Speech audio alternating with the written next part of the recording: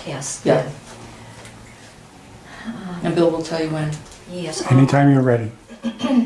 Okay, I guess I'm ready now. Go ahead. Let's see, I'm Nancy Bunten, and I I was born and grew up in Concord, but as a child I came over here to Dunbarton on many different occasions because both my parents came from Dunbarton, and my grandparents lived over here also. My grandmother, Mary Barnard, and I also had an Uncle Will Caldwell who lived in the red house right in the center of Dunbarton, and so I came over to his house a lot of times, and there'd be lawn parties and things that my folks would bring me over here for, and then also we'd come over here to the Congregational Church on some Sundays because my grandmother Barnard, that was really her church, and so as a little girl I can remember a lot of things like that. Is that enough for a trial? Sure. All right. Okay, whenever you're ready. Well, my name is Nancy Bunten and Frost, and I live in Dunbarton and have lived in Dunbarton many years now and have raised my family. Me and my husband had 3 sons, and I want to go back and tell a little bit about my ancestors that lived in Dunbarton. My grandmother, Mary Barnard, lived over on, well, in those days they called it the Barnard Farms, and it's really the home of the Almonds now, but that was a very beautiful home, and I used to go over there to visit my grandmother Barnard, and she was a busy lady because in those days she had, they called them boarders or summer guests that she had to prepare meals for and take care of her home that way. Because her husband had passed away. And she was a very hard-working woman in those days. She had to get meals for a lot of people and prepare the meals and everything and keep her farm going, and that was really difficult. I remember coming over to Dunbarton to a lot of different meetings and things that were going on. And I remember coming to the Stark Grange meetings. They were held in the Upper Town Hall. And when I was a little girl, I'd have to sit outside of the Stark, the Upper Town Hall, out in the hallway, and wait for the meeting to be finished. Because I could not join the Grange at that time. I was too young. And my mother and father were both members of the Stark Grange, and I remember what happened when the Grange meeting was over. My mother had me taking piano lessons for a number of years. I think it was about 8 or 9 years that I took piano lessons, and so I had to go in and play the piano right after the meeting, and that was their entertainment for the Grange people. But they didn't seem to mind, and I had to have a lot of music ready and play a lot of different songs on the piano. But I remember that, and that was really nice. And I also remember Annie DeLude from over here in Dunbarton, and she was a nice lady that she was always the person that did all the cooking in the Lower Town Hall. And the Lower Town Hall had a wonderful kitchen. It had just everything in it. And Annie DeLude was really the lady that was in charge of that kitchen. And if there was any supper from any meetings or anything, she would be the person in charge of all the food and everything. And that was really great.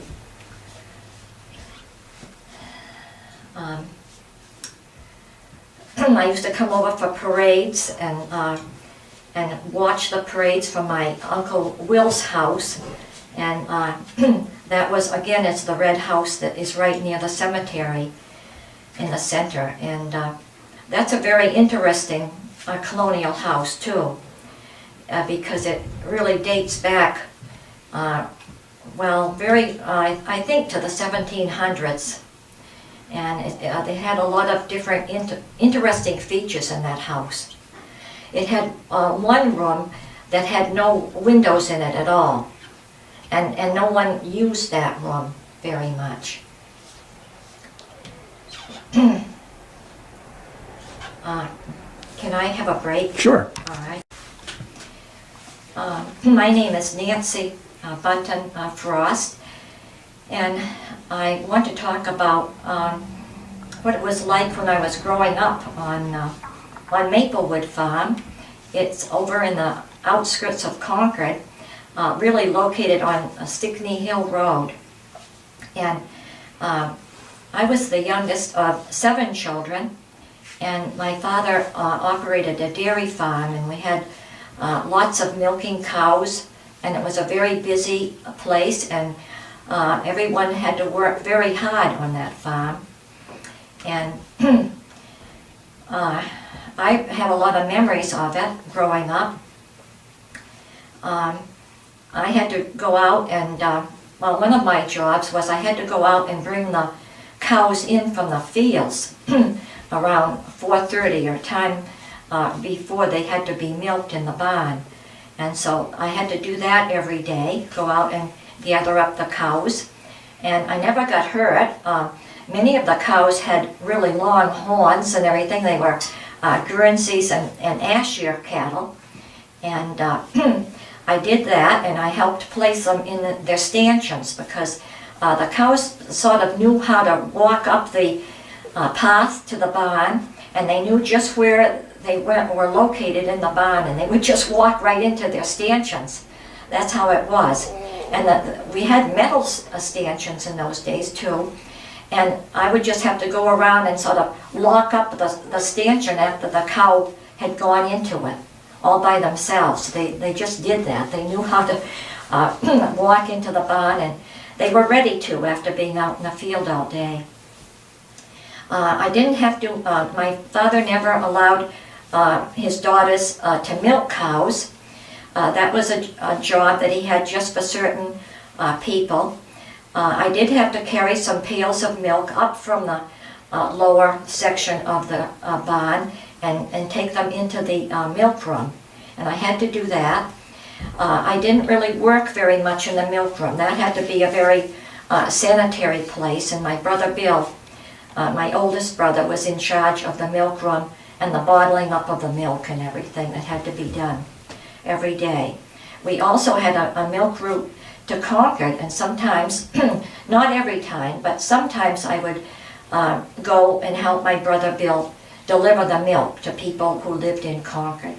And it was both pasteurized and what we called the other kind of milk. I'm trying to think of it. It was just the unpasteurized, or raw milk, we called it in those days, raw and pasteurized milk.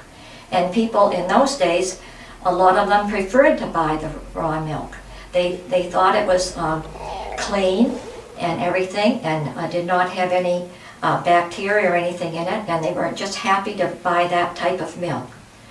But as the years went by, it seemed as though we were selling more of the pasteurized milk. That was becoming more popular with people in those days.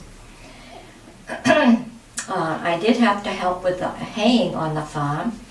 It was usually, we had a tractor that had a big mower connected to the back of it, and it had a seat on it, and you had to ride on the back, and then if you got to a corner of the field, you would have to sort of stand up and press the hard mower up so you could turn the corner and it would start mowing again. And that's what I had to do when I rode that mowing machine. I didn't enjoy that terribly much, but it was all right to have to do that. And then that was really before they even started to bale the hay. they used to collect it differently. They used to have a rake, and sometimes they used a tractor, and sometimes they'd use horses for that job too. And on my farm, we also had some work horses, and I remember them very well. And they were used for heavy jobs around the farm, and I really enjoyed having the horses there too.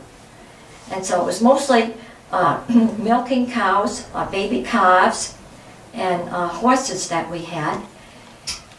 For animals, we maybe had one dog and some cats, and that's about all for the animals. If we didn't have, the neighbors had the chicken farm.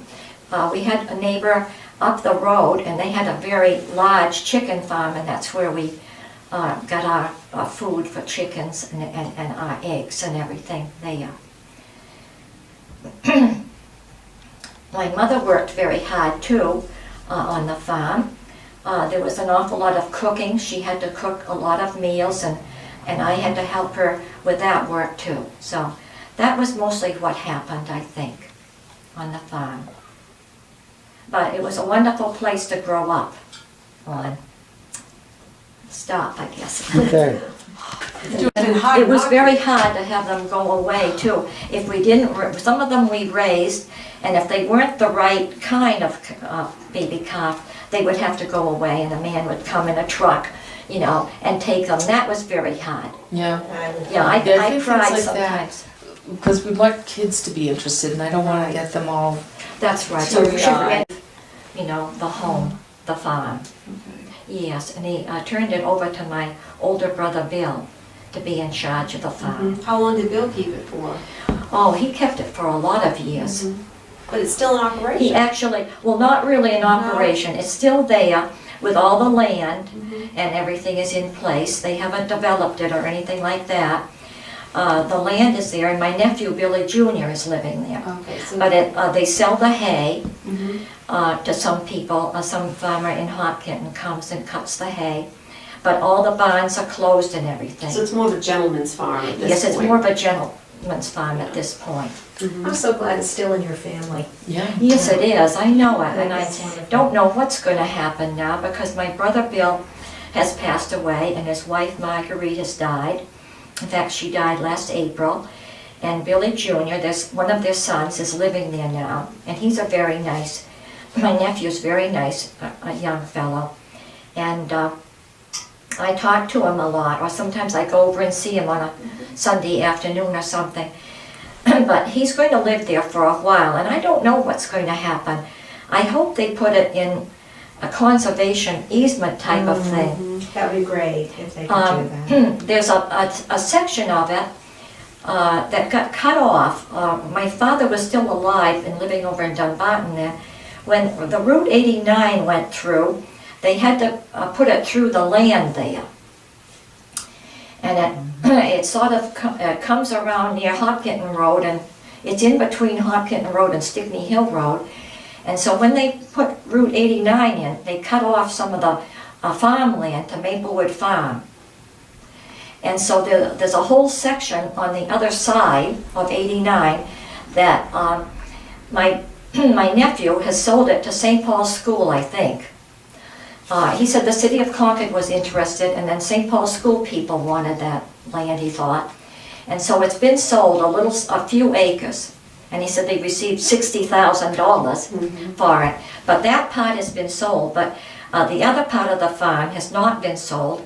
And he is talking about some conservation people. So I hope so. Yeah. Yes. It's wonderful. Is there a place near that's called Five Rivers? Yes, That's it's well, a conservation trust, and you Yes. hire members. okay. I think they're the ones that Billy Jr. is talking to, and I hope that it will. See, I have nothing to do about it, and I feel kind of bad, you know, because it's my home, former home. But I have nothing to do about it. But I hope Billy Jr. will do the right thing, I hope so too. because he did mention Five Rivers. Now, do you want to talk about when your mom passed on, how old you were? All right, and go into that. Mhm. Okay, that's kind of a hard section, sign, but I think I could do that. I could do that section if you want to do that. Sure. Start right now. And the other thing, can you Alright. please explain what a stanchion is? Because I'm sure there are gonna be a lot of Oh, children and yes. people who won't know what that means. That's right. Do I need to do that You first? can just talk about it, we can put that in later. All right. I That's what a actually stanchion- have one, but Oh, not you a do? metal one. Yeah, I'm trying to think where it is. I think it's right out in the garage. Oh, do you have a wooden one or do A you? wooden one, Oh, that's nice. a wooden one. All right, in those days, well, in any barn nowadays even too, you have these either wooden or metal stanchions where you have to have the cow's neck put through, or the upper body has to go through to keep them so they're in one place. I could get it. And that's what a stanchion is called.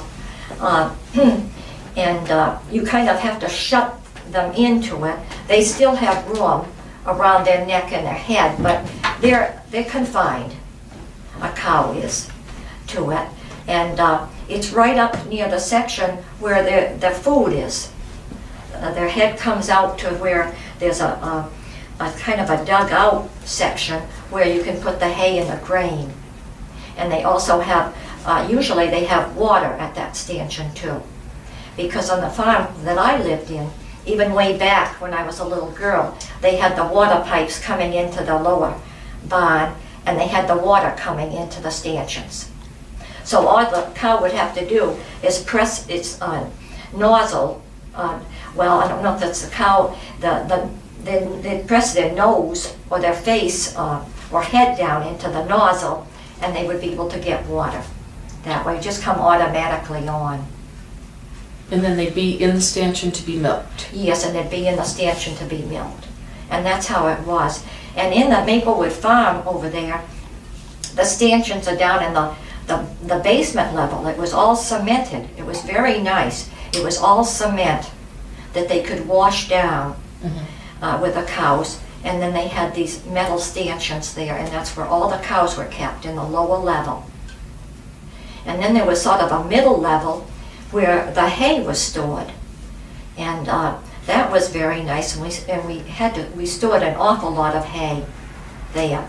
And then there was the third level, which was up underneath the roof of the barn. And it was a very large barn, and so they could store an awful lot of feed in there for the cows. So the feed was stored on the third floor? Yes. Well, it was also stored on some parts of the second floor, because they had to have grain also with to take down into the cows. Oh, that's And the interesting. rain alley has a wooden stanchion Stanchion, Yes, wow. that the cow could and the cow's head put would their go head in. through there. It's amazing. And while the cow was occupied eating and drinking, the milking machine would be running. Yes. Or someone with Or a pail. sometimes- Or somebody with a pail would be. That's right. So Okay. did you have any that looked like this, or they were all metal? I know, I didn't see very many, we might have had a few wooden ones in a certain section of the barn, because it was a very large barn, and it had a different section to it too, in one area. We might have had some wooden ones, I think, in that section, but the main barn, as I remember it, it had the metal stanchions.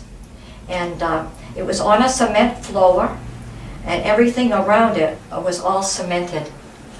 So they could, once the cows were out, sometimes they could even hose down the lower barn if they needed to, or something, that section.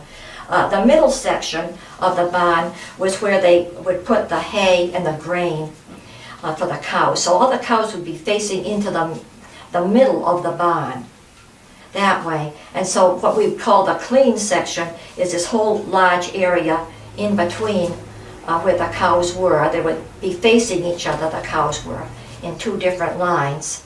And that's where it'd be a certain dugout section where you would put grain and the hay and things like that. And people could walk on the other middle part if they wanted to, that were feeding the animals. So when the milk left the farm, did it leave in the big milk? Here's what happened at our Containers? place. Okay. At my farm, where I lived, Bunten's Dairy, the milk went to a milk room at the farm. We had it in a long shed on the farm. Between the house and the barn was a long shed, and the milk room was in that section.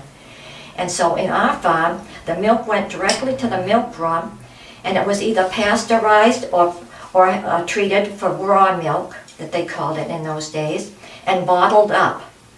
And my brother Bill was in charge of the milk room. And lots of times we did have to have hired help. I want to mention that. We had hired help that worked in the barn or hired help that worked in the milk room that would come there to work. So we didn't really, in those days, we didn't have it taken out in these big tank trucks like sometimes you see coming to farmers nowadays. They come with a big tank truck, and it's all the milk is taken out of one tank and put into another, and then they take it to be pasteurized someplace and sold. That isn't what happened at my farm in those days. But I realize that is happening in dairy farms now. So all of the Most of them procedures are were on not site. bottling the milk up. They're sending it to places like Concord Dairy or very large dairy companies to be bottled up. That's right, that's what's happening now. But you had no middleman. The people No. that bought your milk bought directly from you. Yes, that's right. We didn't have any middleman. It wasn't until a lot of years later that my brother Bill began to do it the other way. But that's right. When I was growing up, there was no middleman at all. People bought a Bunten's dairy milk, and they liked it or they didn't like it, and we had the milk route in Concord, and that was it made us very busy. Did your bottles have the paper caps? Yes. They were sort of clamped on, I think, and I remember them too, they were sort of like, I don't know if it was cardboard middle section, it was round, but they had something on the outside too that clamped down. So they were sort of like the paper ones. Are any of the bottles or caps still Oh, around? I do, yes.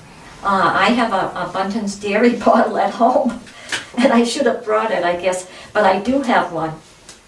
And it shows a picture of the farm and everything, and it says Maplewood Farm on Is it. it red, So I do it. pink, Well, or blue? what happened is that they were very colorful. The bottles were a plain color, but once you had the milk in them, they were, of course, white background, and then we had the lettering in red and navy blue. So it was very pretty. Did any of the milk come to Dunbarton?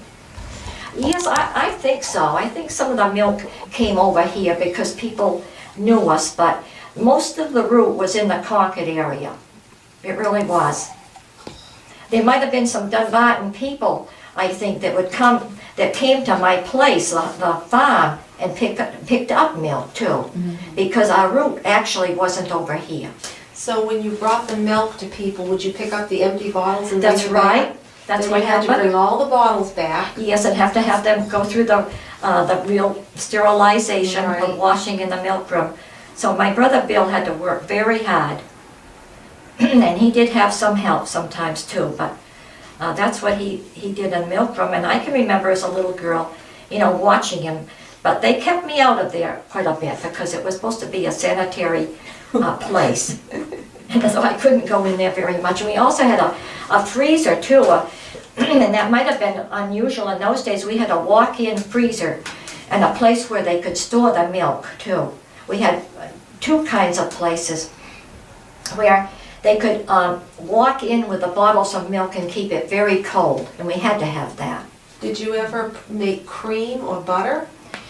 Not very, we did make the cream because we sold coffee cream, and what we called heavy cream was even a little bit thicker than that.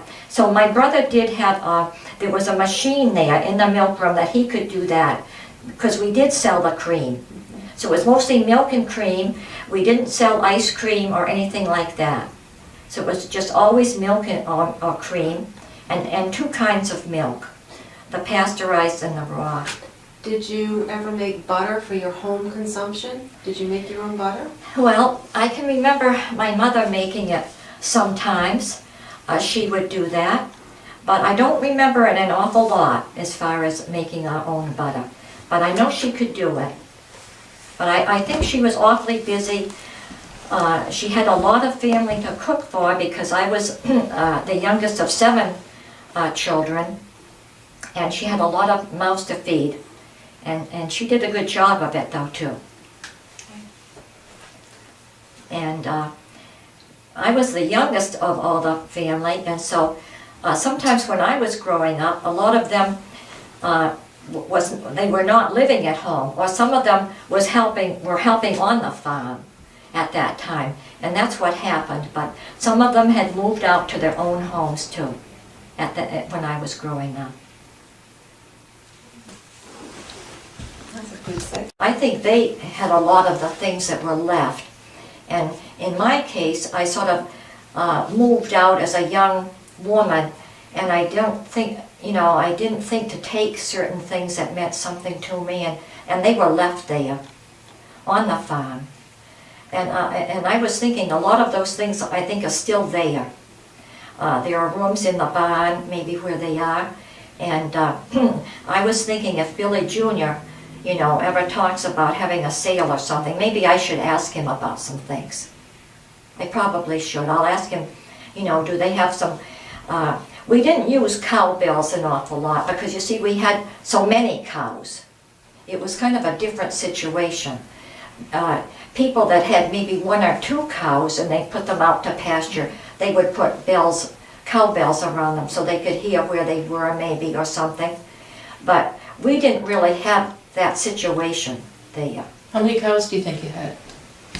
Well, I think we had as many as maybe we could have had 50 or 60 milking cows, and maybe about 10 or 12 maybe young heifers that were already there. Because I know my father raised the heifers, and some of them he would keep and some of them he would sell, and I remember that. We always had some young heifers. How old were you when you moved to Dunbarton? All right, what happened then is I turned 18 and my mother saw me graduate from Concord High School.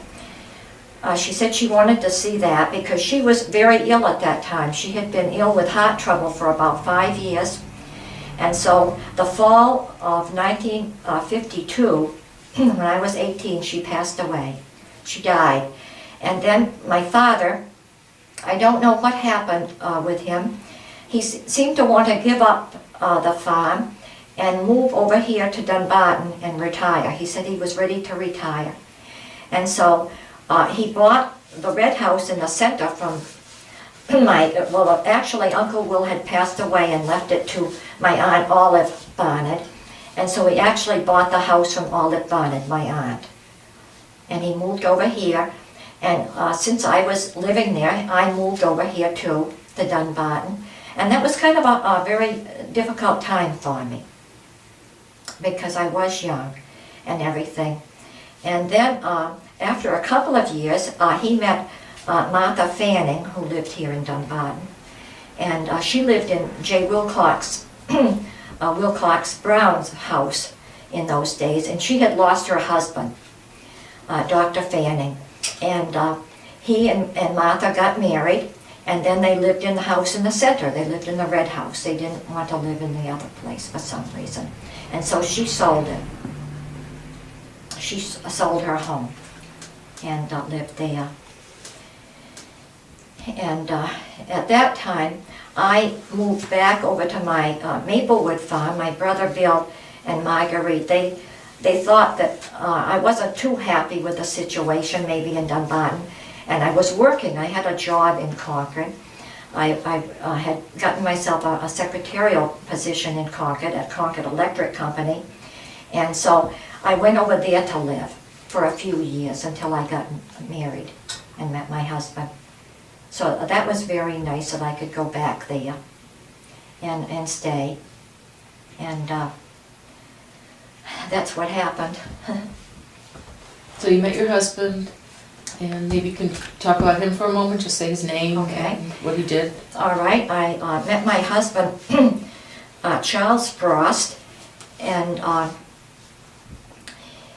he came from Somerset, Massachusetts, And his job up here, well, he was a registered pharmacist, but the job he had was selling some drugs for Winthrop Laboratories from New York City. And that's what his job was. And I met him. He lived over on Hopkinton Road. And it wasn't very far from where I lived. And I had some friends, girlfriends, and they knew Charlie.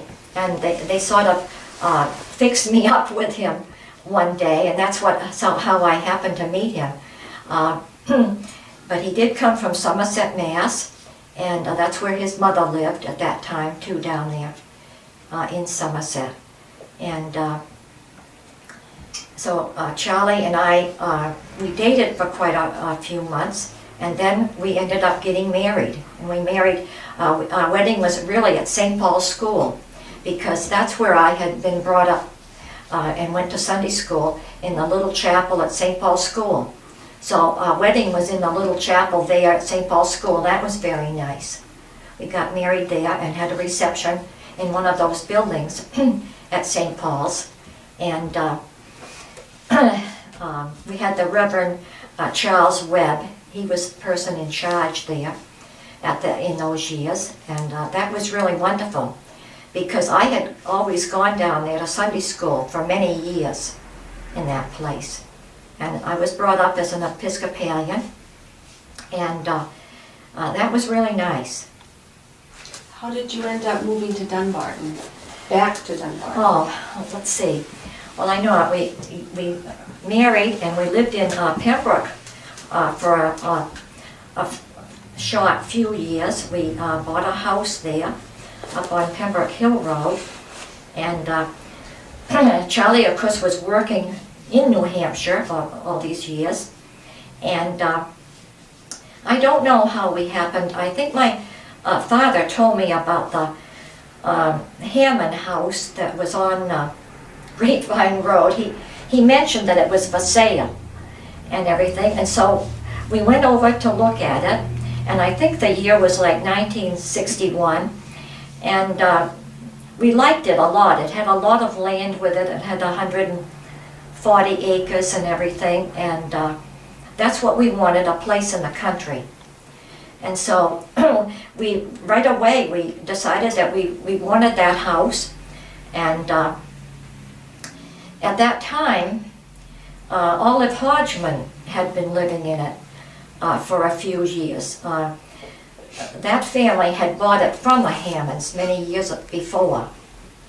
And so Olive Hodgman was quite an elderly lady, and it was time for her to move into some other place. At that time, she couldn't really take care of my home. And so that's what happened. Olive Hodgman moved out. We had some of her neighbors. Morris Hodgman and his wife Irma Hodgman lived right up the road from us at that time, in the blue house up there. And so, but we've always been very happy at the house on Grapevine Road. Been a very nice place, and it was a nice place to raise 3 sons and everything. It was really nice. Do you want to talk about your sons? Just say their names. Is that okay with you? All right, then we'll finish it. Do you Okay. feel like you're getting towards the end? Yeah. Probably. You're probably tired of it too. No, you do it just so Well, well. let's see, we had Charles Frost was my oldest one. We named him after his father. He's Charles E. Frost Jr. And he's my oldest son, and he was the first one to arrive. And then it was about, I think about 2 or 3 years after that, that I had James Frost, and I gave him my maiden name of Bunten. So his name is James Bunten Frost, and he's my middle son. And then about 3 years after that, I had my third son, William, and we named him William Harrison Frost, and he was named after my husband Charlie's father, because he was named Harrison Frost. So all the names sort of have a family tradition to them and everything, but so that's all we had was the 3 boys, and they were quite a handful.